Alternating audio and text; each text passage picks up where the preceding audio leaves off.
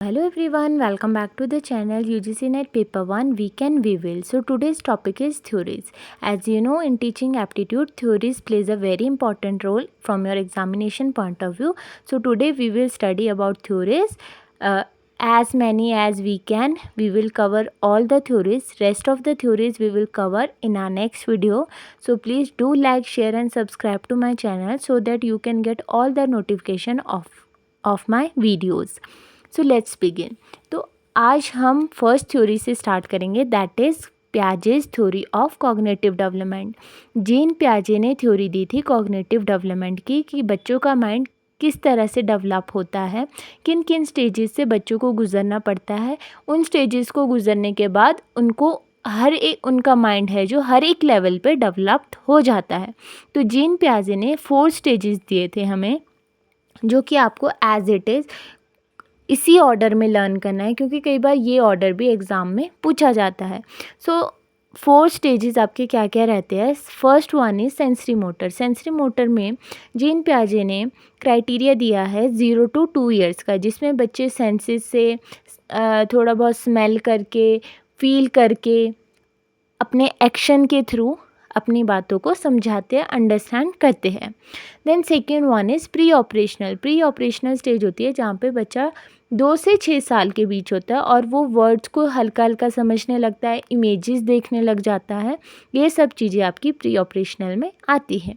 Then third one is concrete operational. Concrete operational आता है आपके 7 से 11 साल के बच्चों के बीच में, जिसमें बच्चे चीज़ों को टच करके, टेंजिबल चीज़ों को महसूस करके, फेस करके लर्न करते हैं, अपने माइंड को डेवलप करते हैं. फॉर एग्जांपल, जैसे बच्चा आइस को टच करता है तो बच्चे को ठंडा महसूस होता है, तो उससे उसे पता लगता है कि नहीं, इस चीज़ से ठंड लगती है. या बच्चा गर्म चीज़ को टच करता है तो उसे फील हो जाता है कि हाँ, इस चीज़ को टच करने से गर्म हाथ जलता है. Then next is formal operational. Formal operational में 12 से 12 ईयर प्लस एडल्टहुड सब आते हैं, जिसमें आप लॉजिक को समझ के, रीजनिंग से, अपनी अंडरस्टैंडिंग से, इंटेंजिबल चीज़ों से कंसेप्ट को, अपने माइंड को डेवलप करते हो और बहुत सी चीज़ें, कंसेप्ट, नॉलेज को गेन करते हो. सो ये आपका पियाजे थ्योरी ऑफ कॉग्निटिव डेवलपमेंट रहता है, जिसमें एक टर्म आती है स्कीमा, जिसको बोलते हैं the building block of knowledge. तो अगर आपको ये टर्म कभी पूछी जाए तो you should know that it means the building block of knowledge. Then second one is Vygotsky's theory of learning. Vygotsky ने लर्निंग की एक थ्योरी दी थी, जिसमें उन्होंने बताया था कि जो बच्चों का माइंड है वो डेवलप होता है थ्रू सोसाइटी. वाइगॉट्स्काय ने बिल्कुल वाइगॉट्स्काय की जो ये थ्योरी है ये बिल्कुल ऑपोजिट है किससे, जीन पियाजे की थ्योरी से. वाइगॉट्स्काय ने एक वर्ड दिया है स्कैफोल्डिंग का. स्कैफोल्डिंग क्या होता है? स्कैफोल्डिंग होती है आपकी temporary help to students. And zone of proximal development क्या होता है कि वाइगॉट्स्काय बोलते थे कि बाय द टाइम है जो बच्चों की नॉलेज ऑटोमेटिकली इंक्रीज होती रहती है. जैसे अगर हम 2-3 साल पहले की बात करें तो हमारी नॉलेज में भी फ़र्क था, हमारी नॉलेज भी कम थी, लेकिन बाय द टाइम हमने और चीज़ों को समझा और चीज़ों को सीखा. वैसे ही सब बच्चों की बात होती है, बाय द टाइम बच्चे नॉलेज को गेन करते हैं. तो वाइगॉट्स्काय बोलते थे कि जोन ऑफ प्रॉक्सिमल डेवलपमेंट होता है, उसका मतलब यही था कि 2010 में अगर बच्चे को 10% नॉलेज है तो 2020 में बच्चे को 50% नॉलेज हो जाएगी. बाय द टाइम जो नॉलेज है वो खुद इंक्रीज हो जाएगी. और वाइगॉट्स्काय ने एक और बात बताई थी, मोर नॉलेजेबल अदर्स. वाइगॉट्स्काय ने बताया था कि स्टूडेंट है जो लर्न करते हैं from the person who has more knowledge than child. बच्चे उससे भी बहुत ज़्यादा सीखते हैं जिस इंसान को खुद में बहुत नॉलेज होती है. बच्चे उससे इंस्पायर होकर उस चीज़ को सीखते हैं. Then next we have Bloom taxonomy domain of learning. This is very important taxonomy, very important theory, जिसको आपको समझना है. ब्लूम ने एक टेक्सोनॉमी दी थी कि कैसे लर्निंग होती है. तो ब्लूम टेक्सोनॉमी में 3 तरह की से लर्निंग होती है. First one is cognitive through mind, through head. Second one is effective affective domain था by your heart, and psychomotor domain था आपका हैंड और प्रैक्टिकल स्किल्स। तो ब्लूम टेक्सोनॉमी ने 3 डोमेन दिए थे लर्निंग के, जिनको एक एक करके हम समझेंगे।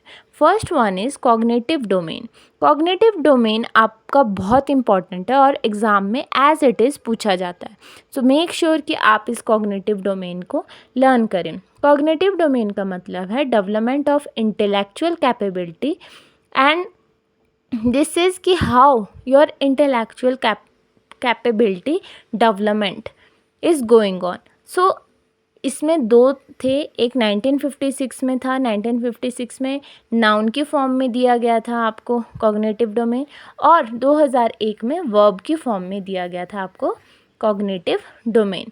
सो 1956 में हम ध्यान रखेंगे कि कैसे इंटेलेक्चुअल कैपेबिलिटी है जो वो डेवलप होती है।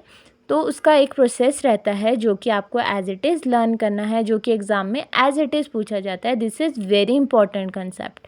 सो 1956 में first one is knowledge, then understanding, then application, analysis, synthesis and evaluation. Last one is evaluation. But if we talk about 2001, then we have a process: remembering, understanding, applying, analysis, evaluation and creating.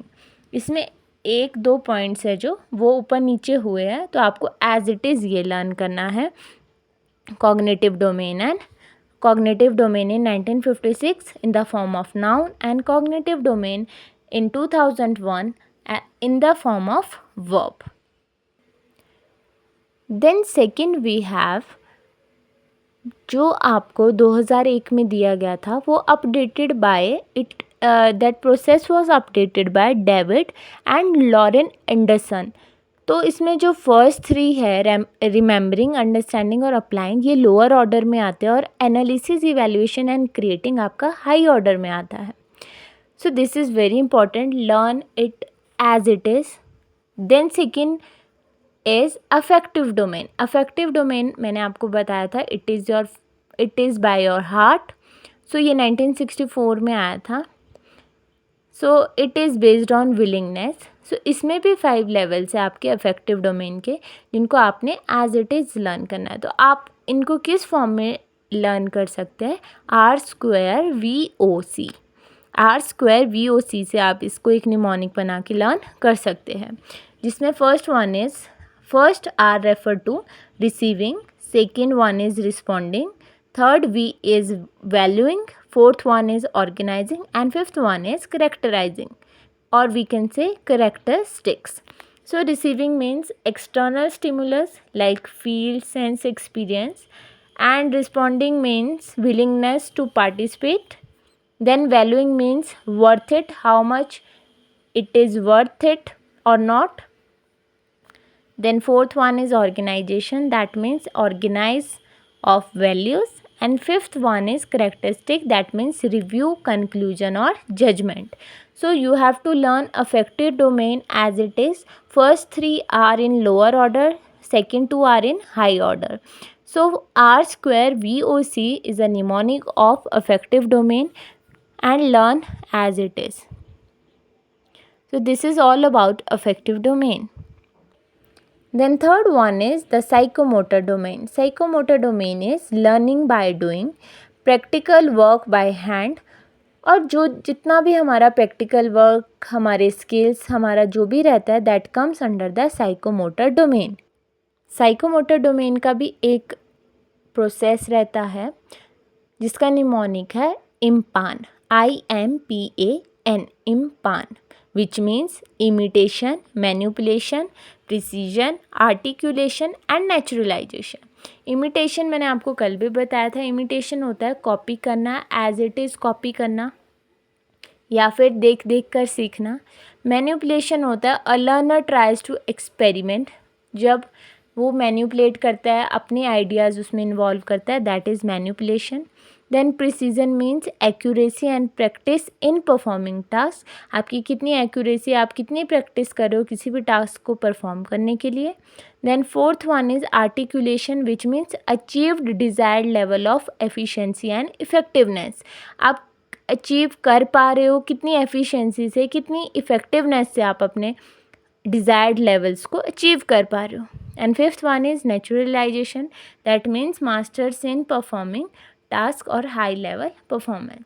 तो psychomotor level को आपने इम्पान से ही learn करना है. इम्पान एक इसका mnemonic है IMPAN, जिसका मतलब है imitation, manipulation, precision, articulation and naturalisation. So this is your psychomotor level of domain. Now next we will study, it is very important domain, that is Anita Rao domain.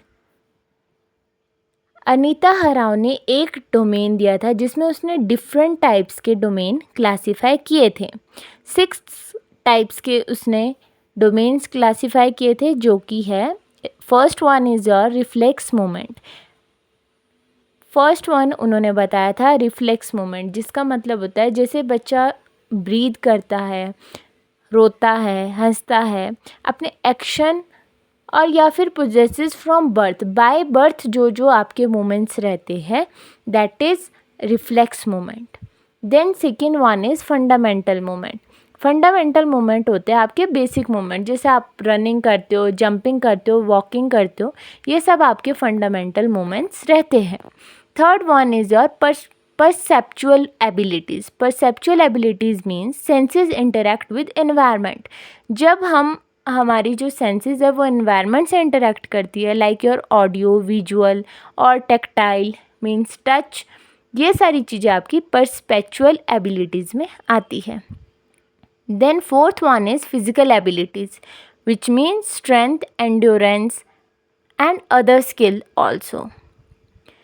Then fifth one is your skilled moment, जैसे आप dance सीख रहे हो, आप music सीख रहे हो, आप गिटार बजाना सीख रहे हो, ये सब आपकी स्किल्स है, तो ये सारे आपके स्किल मोमेंट में आते हैं.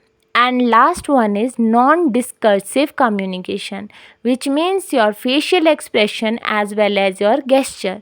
तो अनीता हराव ने 6 तरह के डोमेन्स दिए थे, जिसमें उन्होंने रिफ्लेक्स मोमेंट के बारे में बताया था, फंडामेंटल मोमेंट के बारे में बताया था, परसेप्चुअल एबिलिटीज़ के बारे में बताया था, फिजिकल एबिलिटीज़ के बारे में बताया था, एंड स्किल्ड और नॉन डिस्कर्सिव कम्युनिकेशन के बारे में बताया था.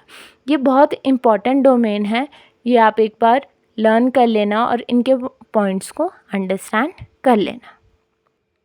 Next we will study about the 4 pillars of learning. 4 pillars of learning को हम डेलस रिपोर्ट भी बोलते हैं, जो कि इम्पॉर्टेंट है आपके एग्जामिनेशन पॉइंट ऑफ व्यू से.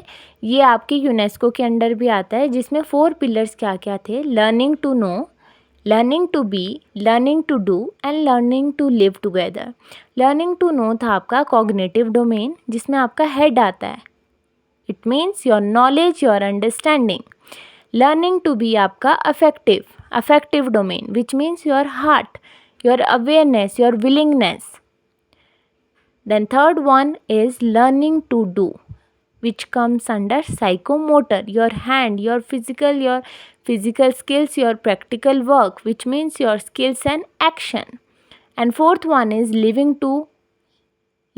to live together, that means values, your attitude, and we can say Vasudev Kutumbakam is a kind of mnemonic. In this you have to learn. So 4 pillars आपके यही थे: learning to know, learning to be, learning to do and learning to live together sustainably. So आपको ये as it is learn करने, कई बार ये भी match the column में पूछे जाते हैं. So 4 pillars of learning या डेलस रिपोर्ट अगर आपको आती है तो it is one and the same thing. Then next we have Bruner's spiral curriculum, जो कि 1960 में आया था. इसमें क्या बताया है कि बच्चा हर एक स्टेजेस से डेवलपमेंट की ओर जाता है, सिंपल से कॉम्प्लेक्स की तरफ जाता है. जैसे 6 साल के बच्चे को अगर हमें पढ़ाना हो तो हम उसके लेवल से पढ़ाएंगे, उसकी नॉलेज, उसके अंडरस्टैंडिंग के अकॉर्डिंग पढ़ाएंगे. लेकिन अगर हमने 25 साल के बच्चे को पढ़ाना है तो हम डिफ़िकल्ट टॉपिक्स को भी लेंगे, ताकि उसकी उसके नॉलेज के अकॉर्डिंग उसकी नॉलेज इंक्रीज़ हो पाए और वो एक डिफ़िकल्ट कंसेप्ट को भी अंडरस्टैंड कर सके। जब तक स्टूडेंट किसी भी टास्क या कंसेप्ट में एक्सपर्ट नहीं हो जाता, टिल देन स्टूडेंट प्रैक्टिस करता है again and again like a spiral. So this is Bruner spiral curriculum. 1966 में ब्रूनर्स के 3 मॉडल आए थे, 3 मोड आए थे रिप्रेजेंटेशन के।